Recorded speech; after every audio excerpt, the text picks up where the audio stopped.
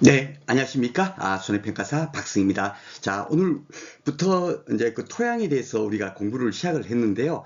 제가 첫 강의에서 농학자님들께서 어떤 토양이 작물 재배에 좋은가를 연구하기 위해서 물리적 성질, 그리고 화학적 성질, 그리고 생물학적 성질로 구분해가지고 연구를 하였다라고 말씀을 드렸고요. 오늘 공부할 내용이 바로 이제 화학적 성질, 생물학적 성질에 대해서 연구한 결과를 우리가 공부하는 것이다라고 생각하시면 되겠습니다. 자, 하나하나 살펴보도록 하겠습니다. 자, 먼저 이렇게 토양 유기물 있었죠? 이것도 이제 토양 첫 강의 첫 번째 그 강의 안에 뭐죠? 토양 유기물은 작물 재배에 아주 좋은 거야. 요거만 기억하시면 된다 그랬어요. 그죠? 그래서 이런 여러 가지 좋은 기능이 있다라고 생각할 때 읽어보면 다 이게 뭐죠? 예, 좋은 거예요. 여기 지금 보면 대기 중에 이산화탄소를 공급한다. 유기물이. 이산화탄소는 어떻게 해요? 작물 재배에 좋은 거잖아요. 그죠? 그러니까 이산화탄소를 공급하니까 아주 그 뭡니까? 작물 재배에 좋은 역할을 한다. 이렇게 생각하시면 되겠습니다. 그리고 뭐 양분도 공급하고, 그죠? 토양 필수 요소로 우리가 지난 시간에 공부했던 이 내용들, 질소, 인, 칼륨, 칼슘, 마그네슘 이런 것들을 뭡니까? 공급을 해주니까 얼마나 좋아요. 그죠? 그러니까 유기물은 아주 좋은 곳이다라고 생각하시면 되겠고, 여기서 이제 딱 하나 여러분께서 아셔야 될 게 뭐냐면요. 토양의 완충 능력을 증대시킨다. 요 의미가 어떤 건지를 여러분께서 정확히 한번 제가 이해를 하셔야 된다라고 생각을 합니다. 자, 보시면 완충, 충격을 완화하는 능력이에요. 그렇죠? 충격의 완화 능력을 증대시킨다. 충격을 완화하는 능력이 증대되는데 이게 왜 좋은지 여러분께서 조금 의문이 드시죠. 쉽게 말해서 만약에 산성비가 내렸어요. 산성비가 슉 내리면 토양이 산성화가 될 거 아닙니까? 그렇죠? 그런데 이 산성화가 되는 것을 충격을 완화하는 능력이 증대됨으로 인해서 안 돼. 산성화되면은 작물이 재배 안 되니까 변하면 안 돼 하고 그죠? 충격을 완화하는 능력이 증대되니까 변하지 않으려는 그런 성질로 인해서 뭐 토양 유기물로 인해서 산성화가 방지가 된다는 얘기예요. 토양 산성화 방지 그죠? 그래서 아주 좋은 겁니다. 토양이 산성화되면 작물 재배가 아주 잘 안 되거든요. 그래서 작물 재배 아주 좋은 거다라고 여러분께서 딱 기억만 하고 계시면 만약에 토양 유기물에 관련되는 문제가 나오면 쉽게 우리가 문제를 풀 수 있을 거다라고 생각을 합니다. 자, 그 토양 미생물도 마찬가지예요. 미생물도 무조건 작물 재배 좋은 곳이다라고 제가 꼭 기억하라고 말씀을 드렸습니다. 읽어봐 보시면 다 좋은 내용만 돼 있어요. 좋은 내용, 그렇죠? 질소, 여기 질소 필요하고 입단, 영선 다 좋은 내용만 이렇게 돼 있는 겁니다. 그렇죠? 그러니까 미생물이 토양에 이렇게 막 꿈틀꿈틀거리고 있으면 그는 뭐다? 작물 재배에 좋은 거다라고 생각하시면 되겠고, 그래서 여기 지금 사진도 보면 토양 미생물을 배양해 갖고 이렇게 뭐 이렇게 그 뭡니까 텃밭을 일궈주는 거 왜 이렇게 하겠어요 힘들게 그렇죠 작물 재배 좋으니까 이렇게 이제 미생물을 배양을 해가지고 토양에다가 배양을 해가지고 작물을 재배한다 그렇게 이해를 하시면 되겠습니다. 자, 그리고, 우리가 그 또 하나 이제 그 토양 제일 첫 번째 시간, 첫 강의 안에 뭐가 있었죠? 토양은 중성이 좋은 거야 하고 우리가 공부를 했죠. 그쵸? 예, 중성이 좋은 거예요. 예, 토양이 만약에 산성이라든지 알칼리성이면 당연하게 작물 재배에 그렇게 좋지 않을 겁니다. 그렇죠? 그런데 이제 좀 예외적으로, 뭐죠? 산성에서도 잘 자라는 이런 게 과수라든지, 뭡니까? 그냥 일반 논작물, 밭작물 이런 품목들이 있어요.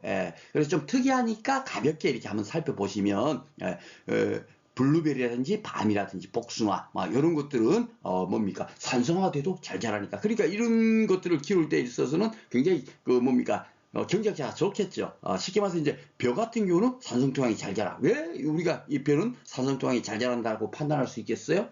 예, 제주도부터 해갖고 저 강원도 끝 휴전선 부근에 있는 철원 땅까지도 쌀은 어떻게 벼는 어디 곳이나 전국 어디에서나 다 벼농사를 짓고 있잖아요. 그렇죠? 그러니까 이 벼는 아무 토양에서나 잘 자란다 이렇게 기억을 하시면 되겠습니다. 그러니까 가볍게 블루베리라든지 밤, 복숭아, 벼, 감자, 수박 정도만 가볍게 이렇게 한번 보시고요.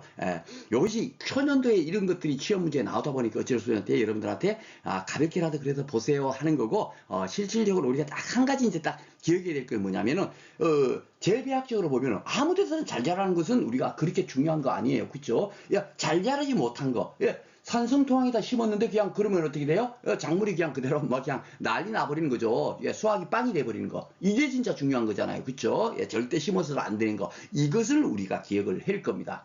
기억을 해야 될 거예요. 그래서, 요거 같은 경우는 저도 이제 뭐, 안기력이 나쁘기 때문에 콩, 시금치, 양파를 어떻게 했냐면 콩시양 이렇게 기억을 했어요. 그러니까 요 세 가지만 작물만 딱 기억을 하고 계시면 뭡니까 산성토양에서 뭡니까 그 키우면 안 되는 거 물었을 때 콩시양만 딱 기억을 하시면 돼요. 그리고 요 엘펄퍼 자원형은요 콩가 작물이거든요. 예, 엘펄퍼 자원형이 그래서 뭡니까 자동적으로 콩시양만 딱 기억을 하시면 이 콩하고 시금치하고 양파는 산성토양에 재배했다는 큰일 나버려. 예, 요 한 개만 이렇게 해서 딱 기억을 하시면 되겠습니다.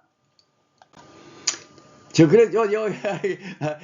교재도 아마 이렇게 제가 또 그래도 꼭 요거만큼은 꼭 기억을 하세요 갖고 요게 콩이죠. 예, 콩이고 요게 이제 엘펠포고 자운형인데 사진을 봐도 비스무리하지 정확하게 구분을 하기 참 어렵습니다. 그러니까 재배하게 막 좀 깊게 심도 깊게 공부하려고 해도 들어가면 들어갈수록 뭡니까 미궁숙에 빠지지 그것을 정확하게 뭡니까 그 선을 그어갖고 우리가 정확하게 이해하고 판단하기가 굉장히 어렵죠. 그렇죠? 그래서 아이야 콩가작물 엘펄펄 자원형 또한 산성토양에 약해 이렇게 기억을 하시고 양파하고 시금치 있죠. 시금치는 전 잘 자랄 것 같은데 시금치가 이렇게 산성토양이 굉장히 약하대요. 그래서 요 정도까지 콩시향만 기억을 하시면 되겠습니다. 그래서 이제 뭐 시험이 이제 아직도 뭐 한 3주 정도가 남지 않았으니까 콩시향 요거 한번 이렇게 해서 딱 그냥 뭐 청각적으로 한번 드러나놔도 만약에 문제가 출제되면 충분하게 풀 수 있을 것이다라고 생각을 합니다. 자, 이렇게 이제 산성토양은 기본적으로 나쁜 거예요. 그죠? 콩시향 같은 품목들은 무조건 넣고 작물이 못 자라니까. 그죠? 그래서 중성토양이 좋은 건데 왜 지금 이제 그 학자님들이 이런 연구를 했겠어요? 예, 산성토양이 그냥 임의적으로 만들어지는 겁니다. 아무리 중성토양이어도 계속 걷다 작물을 재배하고 그러다 보면 어떻게 돼요? 산성토양으로 바뀌는 거예요. 그렇기 때문에 이것이 이제 중요하겠죠. 왜 바뀌는가? 왜 바뀌냐면 한번 봐보세요.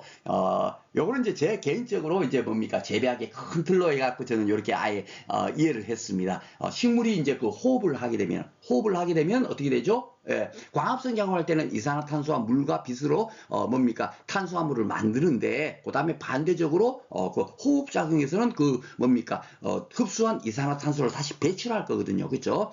인간도 숨을 들어 마셨다 배출할 때 뭐 이렇게 이산화탄소가 다시 배출될 거 아닙니까? 이렇게 배출되면 이 이산화탄소가 수소이온으로 바뀌는 거예요. 수소이온 H로 바뀌는 겁니다. 그 H가 플러스 이렇게 되는 게 뭡니까 활산성이라고 하거든요. 예, 그 용어로 그걸 갖고 또 미표화 교질이라고 합니다. 그래서 미표화 교질 활산성 같은 거다라고 여러분께서 생각을 하시면 돼요. 이런 것이 계속 증가가 되니까 결국 어떻게 돼요? H가 증가하니까 산성토양이 되어버린 거예요. 아셨죠? 예, 그래서 작물을 그래서 여러분들도 아마 재배하기에 큰 이렇게 경험이 없는 분들도 연작하게 되면은 뭐 작물에 이렇게 피해가 발생하시고 연작장애 이런 건 여러분께서도 들어보셨잖아요. 그런 것처럼 작물을 계속 뭡니까 그 재배하면은 당연하게 토양은 산성화가 된다. 이렇게 여러분께서 하나 기억하시면 됩니다. 이 정도만 기억하시고요. 예, 그 산성토양이 어떻게 되느냐 제한성 연기 같은 것이 용탈된다. 이 나쁘죠. 나트륨 딱 보더라도 그렇죠. 예, 이런 것들이 용탈되어서 미표화 교질이 늘어나게 되면서 산성토양 로 바뀐다. 이렇게 기억을 하시면 되겠고요.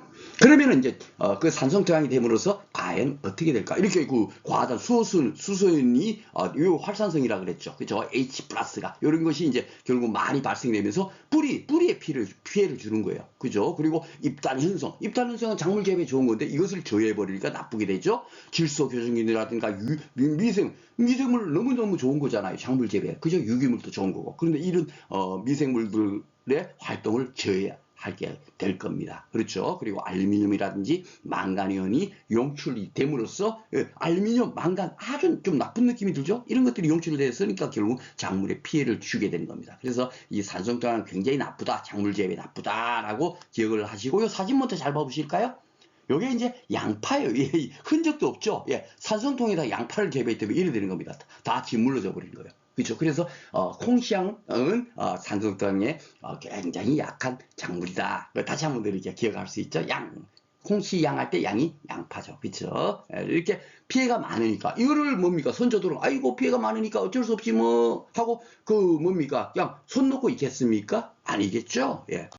그래서 이 산성토양이 되게 되면 어떻게 해야 될까 막 연구를 많이 했을 겁니다. 그렇죠? 그런데 결국은 뭐냐면 석회하고 뭡니까 유기질을 뿌려주는 거예요. 이 유기물이라는 것이 결국 뭐예요? 퇴비 같은 거 있지 않습니까? 그렇죠? 예, 그런 것들을 막 그냥 땅에다가 뿌려주면 산성토양에다가 뿌려주면 어떻게 돼요? 산성토양이 다시 이렇게 조금 이렇게 중성화로 바뀌게 되는 겁니다. 그래서 여기 석회가 만병통치약이라고 제가 이렇게 딱 이런 거 유기물 좋은 거야. 석회 무조건 넣고 작물 재배 좋은 거야. 해갖고 아마 첫 번째 오늘 그 토양 첫 번째 강의 시간에 아마 그 한번 떠들었던 것 같은데 석회하고 유기물 그래서 작물 재배 좋은 거 나쁜 거만 딱 기억을 하시면 돼요. 그리고 이 석회가 결국 뭐냐면요 그 화학 공식으로 보면 CaO예요. 근데 우리가 그 지난 시간에 토양 필수 원소에서 칼슘을 배웠죠. Ca 그쵸? CA가 부족하니까 어떻게 돼요? 토마토 백검서병이라든지 배추 입금 마른 증상이라든지 사과 고두병 막 이런 것들이 발생이 됐잖아요. 그쵸?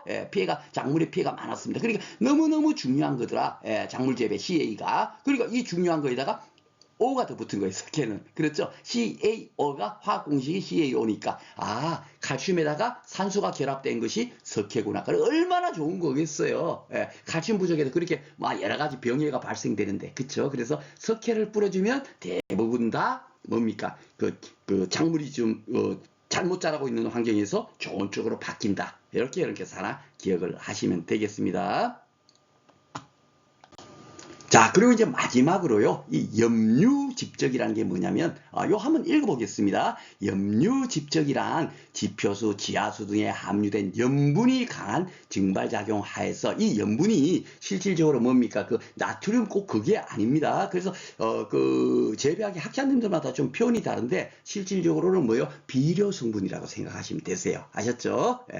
그런 것들이 이제 강한 증발 하에서 토양 모세 관수의 수직과 수평 이동을 통해서 염류 여기 나와 있네요. 염류가 칼슘, 칼륨, 그죠? 마그네슘, 나트륨 이런 게 다 뭐예요? 비료 성분이잖아요. 칼슘 비료, 칼륨 비료 뭐 이런 거 있잖아요. 그죠? 우리가 지난 시간에 토양 필수 원소에서 공부했던 그 뭡니까? 필수 원소들이 지표에 집적되는 현상이다. 죄송합니다.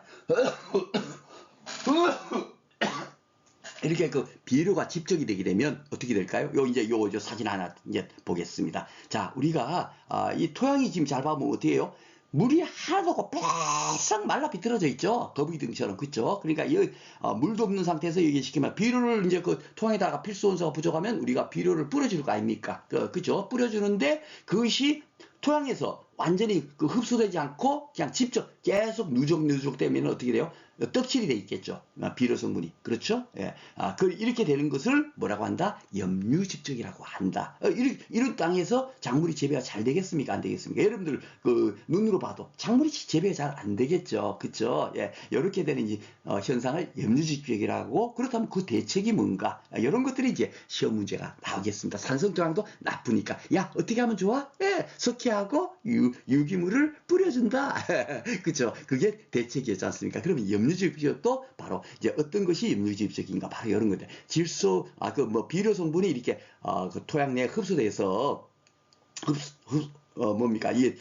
흡수라고 확인을 못하고, 그 토양에다가 이렇게 계속, 뭡니까? 집적이 돼서, 누적돼갖고 자꾸 이렇게 뭡니까? 남아있는, 그런 현상이 되다 보니까 거북이 등처럼 이렇게 되는 현상을 염류집적이라고 한다고 생각하시면 되겠고, 일반 그 노지에서는, 비료를 뿌려주긴 하더라도 자연 강우가 있잖아요. 비가 쭉 내려버리면은 그것이 이제 그 비료 성분들이 녹아서 토양 속에 흡수돼 버리겠죠. 그러면 큰 문제가 안 되는데 이 염류집격은 어떤 데서 문제가 되냐면 주로 요즘 시설 재배를 하잖아요. 그렇죠? 비닐하우스 같은 데서 안에서 작물을 재배하니까 작물을 재배하면서 그 비료를 뿌리고 하지만은 거기는 이제 뭡니까? 일반적인 자연 강우가 들어올 수가 없죠. 비닐하우스로 막혀져 있으니까. 그러니까 이렇게 염류집적이 발생하는 거예요. 아셨죠? 그렇게 생각하시면 됩니다.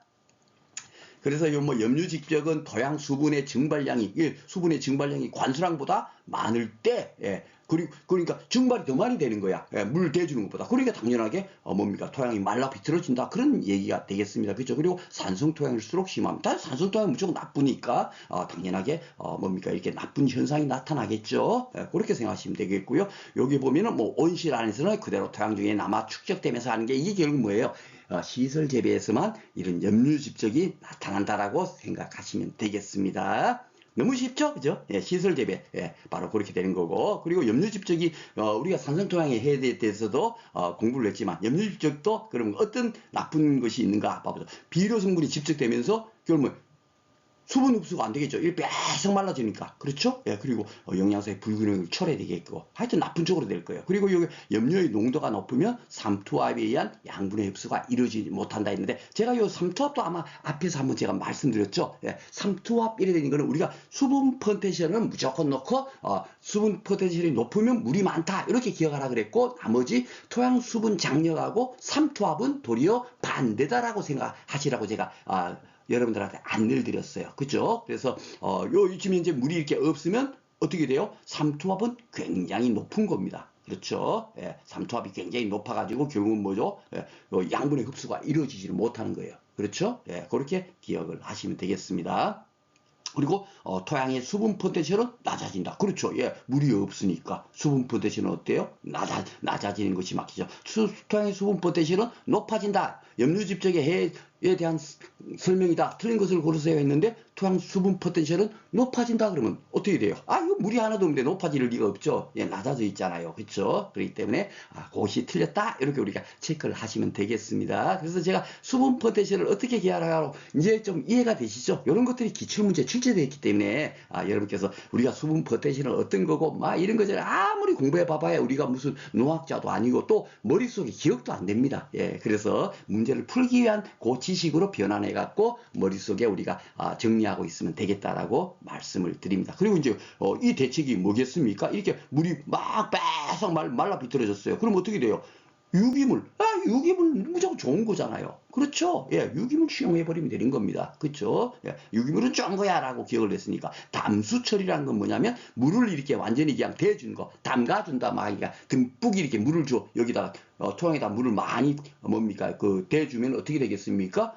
요 비료 성분이 집적되어 있는 것이 녹아서 밑으로 내려갈 거 아닙니까? 그럼 대책이 되겠죠? 예. 그리고 객토, 심경, 예. 기피가리지, 이 신경, 이게 다 좋았잖아요. 입당 구조 형성에도 좋았죠? 예. 그러니까 당연하게 이렇게 좋은 것을 행해버리면은 이것도 뭡니까? 막 쉽게 말 굴삭기 같은 걸로 깊게 막 흙을 막 파가지고 이렇게 하면 어떻게 되겠어요? 이렇게 막 거북이 등처럼 되어 있는 것이 좀 이렇게 개선이 되겠죠. 그렇죠? 예, 그렇게 생각하시면 되겠습니다. 그리고 흡비 작물의 이용이라는 거는 흡비란 뜻은 뭐겠어요? 잘 모르면 무조건 한자로 바꿔보자라고 말씀을 드렸습니다. 흡수하다. 비료를 흡수하는 작물을 이용을 해버리면 어떨까? 예, 쉽게 말하면 비료를 잘 빨아당기는 작물을 심어버리는 겁니다. 그러면은 당연히 그것도 대책이 되겠죠. 근데 이제 흡비 작물이 대표적인 뭐가 있냐면 옥수수, 수수, 사탕수수, 수수 붙은 거, 그쵸? 예, 이런 작물들이 뭡니까? 그 흡비 작물이라고 아직까지 여기 시험 문제 나오진 않았어요. 그렇지만은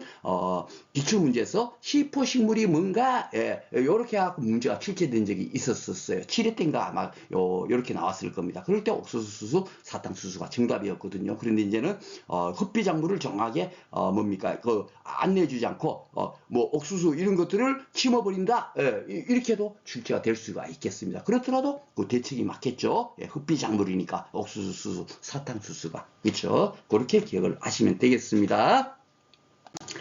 자, 그리고 이제 마지막으로, 이제 토양 관리, 과수원의 토양 관리라고 했는데, 일반 논작물, 밭작물이 아니라 대부분 이제 과수작물에서 이제 그 토양을 어떻게 관리하는가 이런 것이 많이 이렇게 되다 보니까 가선의 토양 관리로 구분이 됐고요. 요것은 이제 초년도의 시험 문제가 주로 출제가 됐어요. 그렇지만은, 우리가 이미 벌써 공부를 한 겁니다. 첫 번째 시간에 그 입단 구조에서, 그 공부를 했죠. 입단 구조 우리가 형성 요인 해갖고 우리가 뭘 했었습니까? 거기 보면은, 그 토양에 피복을 한다 해갖고 초생 재배, 멀칭 재배를 하고 이렇게 하면은 입단이 형성된다 해갖고 우리가 입단 구조를 형성하는 요인으로 우리가 공부를 했죠. 예, 여기 보면은 초생 재배, 멀칭 재배가 있잖아요. 초생 재배가 결국 뭐냐면 이렇게 풀을 키우는 거예요. 토양에다가 풀을 키워버리면 어떻게 될까요?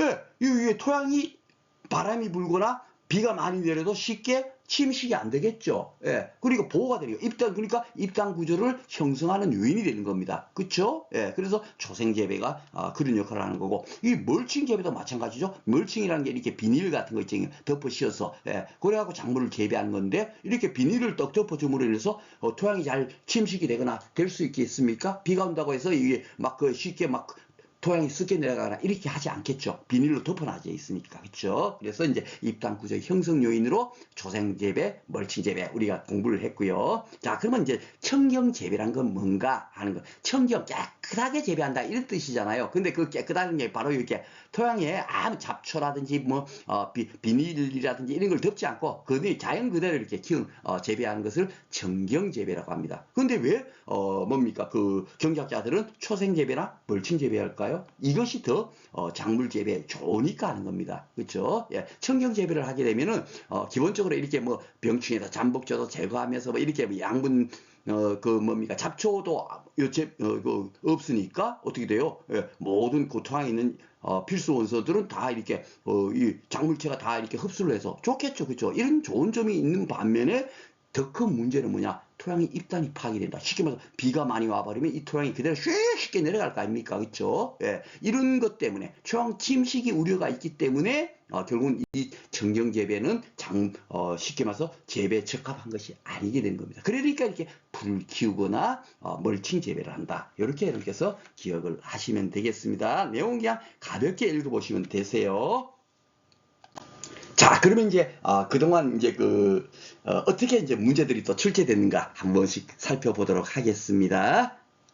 자, 이럴 때가 참 이게 굉장히 어려웠던 문제라고 생각을 합니다. 이럴 때는 그러니까 완전 농학 이론 출제하는 출제원께서 이렇게 그런 분들한테 의뢰를 하다 보니까 그분들이 손해평가사가 뭔지도 모르고 그냥 농학 이론적인 문제를 낸 것 같아요. 예, pH가 가장 낮은 거. 예, 그러니까 지금 이 뭐 산성 에서도 잘 자라는 그런 뭡니까 작물을 찾는 거예요. 블루베리가 이제 가장 낮은 산성통에서 잘 자라는 거 있잖아요. 그래서 이걸로 이렇게 찾을 수가 있는데 실질적으로 좀 까다로운 문제죠, 그렇죠? 이거 뭐 아무 데서나 잘 자라는데 꼭 그걸 알아야 될까요, 그렇죠? 예, 그런 생각이 있습니다. 자, 그리고 이제 산성통에서 가장 약한 이거는 쉽죠. 콩시앙, 그죠? 예, 요건 당연하게 우리가 알아야 되겠습니다. 그래서 만약에 우리 산성 토양인데 콩을 재배하고 있어 그러면 경작자님 여기 지금 산성 토양 같은데 이런 데서 콩 심으면 수확이 별로 안 좋으니까 다른 작물을 심으세요. 우리가 안내주면 좋죠, 그렇죠? 예, 그래서 이런 내용은 아주 좋은 문제라고 생각을 합니다. 그리고 사회 때도 토양에서 석회를 지용하는 주요 뭐죠? 예, 산성 토양 계량, 그죠? 산성 토양에 대해 무조건 뭐예요? 석회하고 유기물 뿌려주면 되는 겁니다. 여기에 뭐 만명통짜리라고 말씀드렸죠? 예, 이렇게 출제가 되고 있고 6회 때는 산성 토양에 관한 설명으로 옳은 것은 했습니다. 그죠? 옳은 것을 찾는 거니까 자 토양 용액에 녹아있는 수소이온을 치안산성 이온이다? 아니죠. 활산성이죠. 활산성. 그죠? 예, 수소이온은 H 플러스니까 활산성이라고 했습니다. 그죠? 예, 치안산성 이온 뭐 여러분들 들어보지도 못했죠. 그러니까 이게 틀린 거고 석회를 기용하면 산성 토양을 교정할 수 있다. 바로 요 있잖아요. 그죠? 그거 또 쉽게 옳은 거 찾았습니다. 자, 그리고 염해, 이거 뭐죠? 예, 이게 바로 염해가 염류집적 있죠. 예, 염류집적. 여기는 뭐 봐요. 솔트라는 이걸 썼잖아요. 그죠? 그러니까 조금은 애매모호하게 지금 현재 학자님께서 표현하고 있는데 기본적으로 뭐 염해 그러면은 뭡니까? 염류집적이다. 뭐죠? 예, 비료 성분들 이렇게 뭐 칼슘이나 마그네슘 이런 것들이 집적되는 것을 그냥 뭡니까? 염류집적, 염해라고 한다. 그렇게 기억하셔도 되겠습니다. 자, 옳지 않은 거네요. 그쵸?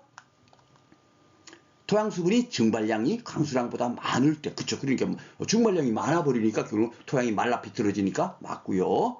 시설 재배, 맞아. 시설 재배 시에 비료의 과용, 그죠? 비료가 너무 많이 뿌려지면 어떻게 돼요? 시설 내에서는 자연 광물을 들어오지 못하니까 시설 내로 결국은 어떻게 돼요? 염류 집적이 되는 거예요, 그쵸? 그러니까 꼭 솔트 스트레스는 아닌 것 같습니다. 그렇지만 우리는 뭐 요렇게 풀어도 되겠습니다. 자, 염류집적, 염에 똑같아. 그렇게 생각하시면 되겠습니다. 자, 토양의 수분 포텐셜은 높아진다? 아, 이거 이제, 제가 이제 그 수분 포텐셜 이제, 여기서 써먹었네요. 예, 수분 포텐셜. 염해가 결국 뭐예요? 거북이들처럼 빼싹 말라지는 거. 그쵸? 예, 비료 성분이 집중돼갖고. 그러니까 물이 하나도 없단 말이에요, 토양에. 그런데 수분 포텐셜이 물이 없으면 수분 포텐셜은 낮아져야 되죠. 예, 높아진다. 그래서 여기 틀렸습니다. 그쵸? 예, 이렇게 우리가, 뭡니까? 그 지식을 이렇게 좀 변환해서 기억하고 있다가 문제를 풀면 되겠습니다. 그렇게 하지 않으면 사실 이런 문제를 가서 이게 맞다 틀리다를 우리가 판단할 수 없죠. 그렇죠? 시험장에서. 네 번째는 토양의 수분 흡수가 어려워지고 작물의 영양 부족. 그렇죠. 예, 이게 염해가 발생하면 이렇게 나쁘게 된다. 일단 나쁘게 되는 게 맞죠. 그렇죠? 예, 그래서 답은 3번이 되겠고요. 자, 5번, 그 기출 5에도 많이 나왔네요. 다음이 설명하는 재해에 나왔습니다. 시설 재배 시, 그죠? 토양 수분의 증발력, 이 앞에 있는 거 그대로 많을 때 주로 발생이 뭐예요? 염해, 그죠? 염류집적이라고 하지 않고 이렇게, 예전에는 이렇게 염해로 이렇게 출제를 했습니다. 그러니까 같은 분이 아마 출제를 했던 것 같아요. 이회째 출제한 분께서 5회 때 또 다시 출제원이 선정되다 보니까 동일한 거, 본인이 출제했던 그런 바운더리 내에서 보통 출제를 합니다. 출제원들. 뭔 얘기인지 알죠? 그러다 보니까 우리가, 그 자격증, 어떤 자격증 시험을 공부할 때는 기출문제가 정답이다. 해갖고 기출문제 쪽으로 많이 공부하는 이유가 바로, 그런 이유가 되겠습니다. 출제원들이 뭐 엄청나게 수천 명, 수만 명이 있는 게 아니다 보니까, 보통 2년, 3년에 한 번꼴로, 돌아가면서 이렇게 출제위원을 선별해갖고, 문제가 출제되겠죠. 그렇죠? 그러니까 기출문제 우리가 다 이렇게 풀어보면 어떤, 출제원께서 출제를 한다 하더라도 우리는, 다 그게 이제 대응할 수 있다라고 생각을 하겠습니다. 자, 7회 때 나온 것은 또 염류집적에 관련된 거네요.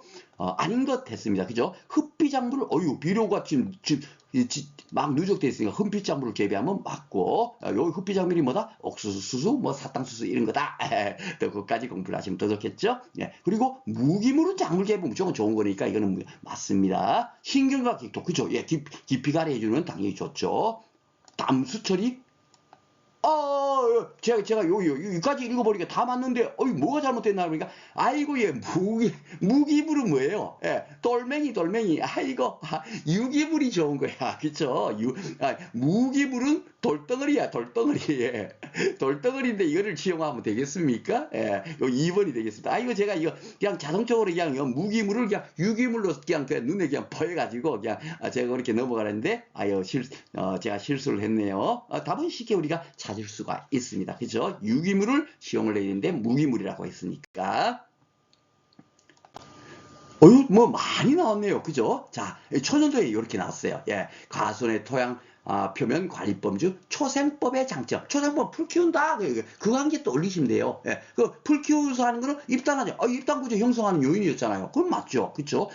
이제 좀 된다. 예, 그러니까 풀을 키울 거 아닙니까? 그렇죠? 예, 초양 침식과 양분 유실을 방지하게. 왜, 이러니까, 이게 풀을 키워서 재배할 거 아니에요? 예, 유목기의 양분 경합이 일어나지 않는다? 아니죠. 그쵸? 이렇게 풀을 키움으로 해서 어떻게 되죠? 결국은 그 풀도 먹고 살아야 되니까 토양의 그 양분을, 작물체하고 서로 막 그냥, 나도 먹고 살아야지 하고 경합이 일어날 수 있겠죠. 이렇게 이제 단점이 있습니다만은 이 단점보다 장점이 너무너무 크니까 초생재배를 하는 거예요. 그쵸? 예, 이렇게 이해를 하시면 돼요. 그러니까 이걸 초생배 장점에 따라 공부하고 할 필요가 없습니다. 읽어봐 보시면 나머지 한 개가 된방 아니던 것이 딱 나올 겁니다. 자, 3회 때라는 것은 토양 관리 방법으로 이렇게 나왔네요. 가수원 관리가 쉽대요. 양분 용탈이 발생한대요. 토양 침식으로 입단 형성이 어렵대요. 뭐죠? 청경재배, 그죠? 아무것도 그냥 멀칭 재배도 하지 않고 초생 재배도 하지 않게 되면 결국 어때요? 침식되고 양분 용탈이 막 발생되고 비 오면 막 다 쓸려 내려가 버리니까. 그쵸? 단지 이제 장점은 과수원 관리가 쉽지 아무것도 그냥 비닐도 안 깔아줘도 되고 풀도 안 키워도 되고 그러니까 이렇게 관리가 쉽다 이렇게 표현되어 있나 봅니다. 그죠? 이렇게 해서 답은 4번이 되겠습니다. 많은 문제를 풀었는데 8회 문제부터 이제 한번 최근의 문제는 과연 어떻게 났나 한번 보겠습니다. 자, 토양의 생화학적 환경. 그렇죠. 화학적 연구하고 그리고 이제 뭐죠?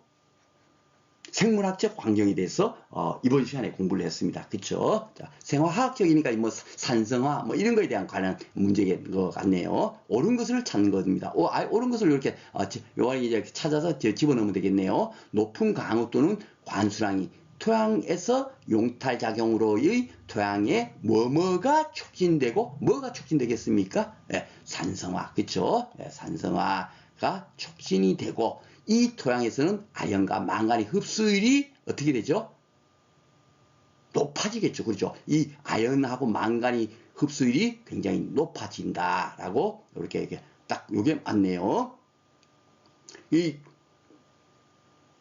반면 탄질비, 요 탄질비는 아직 여러분들께서 공부를 하지 않았는데 이게 뭐냐면요. 탄소죠. 탄소와 질은 질소, 예, 질소 비율. 이 탄질비라는 게 바로 요게 탄질비거든요. 그러니까 질소가 많으면 많을수록 어떻게 돼요? 탄질비는 분모가 커지면은 낮아지죠. 그렇죠? 예, 낮아지는 거고 질소가 높으면 높을수록 탄질비는 낮아지는 거고 만약에 탄소가 많으면 많을수록 탄질비는 어떻게 된다? 분모가 커지면 계속 커지겠죠? 예, 이렇게 되는 거예요. 여기에 바로 이제 탄질비입니다. 그래서 이제 질소는 생식생장기에 가서는 실질적으로 뭡니까?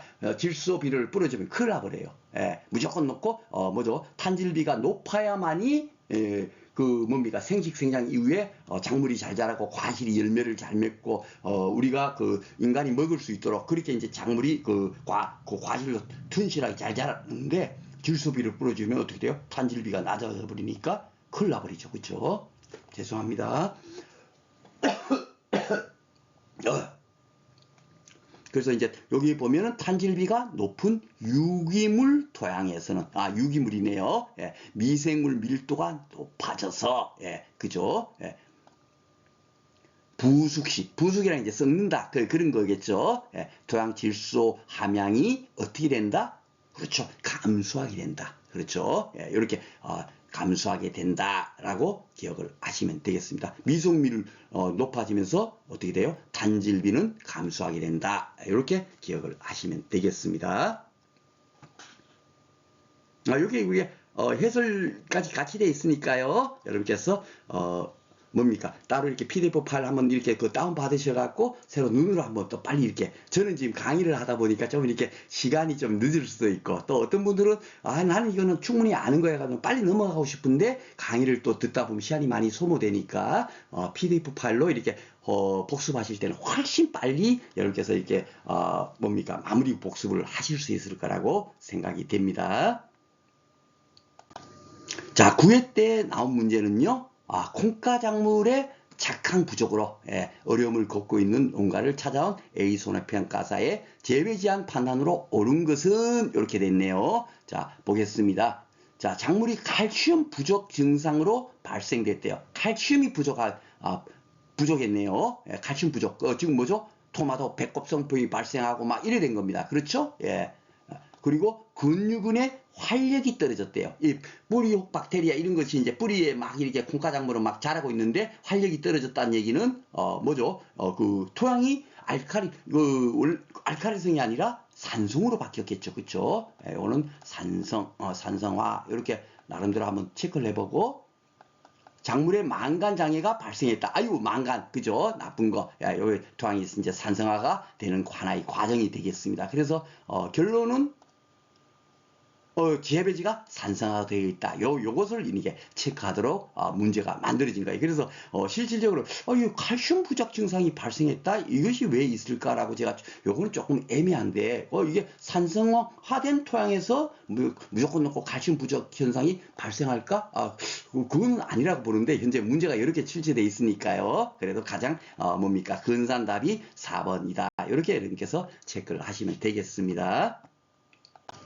자, 10회 때 하는 문제도 조금 이제 애매한 문제예요. 그 전까지만 하더라도 맨날 똑같은 똑같은 문제 나온 것 같죠? 그러니까 최근에 그 제가 8, 9, 10, 11에는 따로 이렇게 빼서 제가 풀어드린 이유가 이거예요. 한 문제씩 분명히 나오는데 그것이 최근에는 어떤 식으로 바뀌어서 나올까? 예, 이것이 중요한 거죠. 자, 블루베리에서 이렇게 나왔는데 옳지 않은 것으로 이렇게 나왔습니다. 사실 그런데 우리가 뭡니까? 모든 작물만 해도 엄청나게 많은 작물인데 그 작물마다의 각각의 특징, 재배 특징이라든지 병충해라든지 모든 것에 다 공부할 수가 없습니다. 그렇죠? 예. 그래서 문제도 보면은 뭐 진짜 이거 한번 읽어보겠습니다. 틀린 것을 찾는 건데요. 자, 과실은 포도와 유사하게 일정 기간 비대정체기를, 야, 비대정체기가 의미도 뭔지를 알아야 되겠고, 또 비대정체기를 가지는 그러면 또 과실은 뭐고, 비대정체기를 가지지 않는 과실은 뭔지를 일일이 우리가 그까지 다 공부를 할 수 있겠습니까? 할 수가 없습니다. 그렇죠? 그래서 이런 것을 지금 뭐 공부하고 이게 또 다음에 나온다 절대로 아닙니다. 뭔 얘기인지 아시죠? 브리타 문제 진짜 정말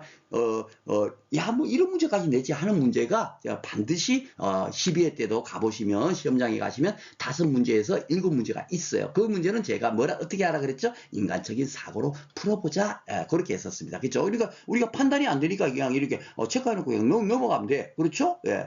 우리는 옳지 않은 거 한 개만 찾으면 되니까. 그렇죠? 예. pH가 5 정도니까 이거는 산성이네요. 그렇죠? 산성 토양에서 생육이 불량하다? 아니죠. 예. 산성대. 야, 블루베리 산성 토양이 강하다. 그쵸? 예. 그러니까 이것이 뭐죠? 여기가 100% 틀린 거 요겁니다. 그렇죠? 예. 이렇게 2번 체크를 해버리면 되겠습니다. 그리고 이제 모먹이로 키우는 방법에는 삽목, 쥐목, 조직배양이 있다. 요 이제 우리가 영양분식 가서 배울 텐데, 삽목이라든지 쥐목이라든지 뭐 조직배양 여러 가지 아니면 접목이라든지 이런 방식을 통해서 뭡니까 묘목을 키우고 있어요. 그렇죠? 그렇기 때문에 그런갑다. 이거는 뭐 맞는 것 같고, 요 4번도 좀 문제가 됐었어요. 예.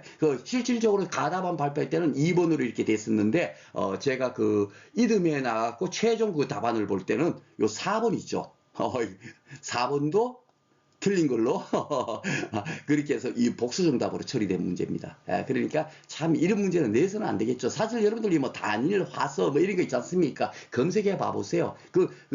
네이버에 나오기는 나오지만 그 의미가 뭔지가 정확하게 머릿속에 되지도 않고, 그러면 단일, 화서인 품목을 우리가 일일이 다 공부를 할 수가 없죠. 그렇죠? 그렇게 생각하시면 되겠습니다. 이것도 결국 뭡니까 옳지 않은 걸로 됐기 때문에 이것도 틀린 지문이다. 그 정도까지만 이렇게 해서 기억을 하시면 되겠습니다. 자, 그리고 이제 11회 때, 요거는 이제 지난해 출제된 거네요. 자, 보시면 다시 옛날로 돌아갔고, 염류집적에 관한 대책으로 다시 출제가 된 거예요. 그죠? 초년대에 많이 출제되다가 안 되다가. 자, 옳게 나라는 거. 이게 신경객도, 여기하고 대성골배이네. 예. 양분 흡수를 억제하면 돼요, 안 돼요?